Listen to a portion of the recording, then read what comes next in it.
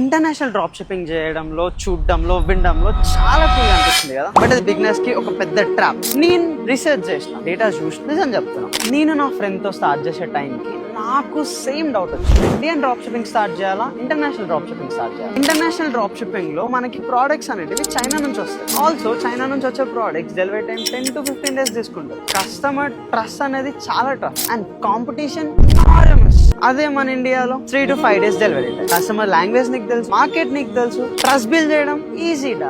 ఒక simple question, customer ని 10 to 15 days wait చేపిస్తావా, 4 days లో డెలివరీ ఇచ్చేస్తావా? ఆన్సర్ నీకు తెలుసు. ఇండియన్ డ్రాప్ షిప్పింగ్ లో ఇంకా ఆపర్చునిటీ ఉంది, మార్కెట్ ఇంకా గ్రో అవుతుంది, సిఓడి ఆప్షన్ ఇంకా ఉంది, religion products all time hit అవుతున్నాయి బ్రో. బిగినర్స్ కి ఇండియా ఒక బెస్ట్ స్టార్టింగ్ పాయింట్. మేము ఇండియన్ డ్రాప్ షిప్పింగ్ చూస్ చేసాం, మిస్టేక్స్ చేసి లాస్ కూడా వచ్చింది, బట్ కరెక్ట్ మార్కెట్ నే పిక్ చేసాం. ఈ ఒక్క డెసిజన్ చాలా కరెక్ట్ గా తీసుకున్నాం. నెక్స్ట్ రీల్ లో ట్రెండింగ్ ప్రోడక్ట్స్ ఎలా సెలెక్ట్ చేసుకోవాలి, అసలు ఏ టూల్ వర్క్ అవుతాయి, ఫాలో అయితే కూడా మిస్ అవుతుంది.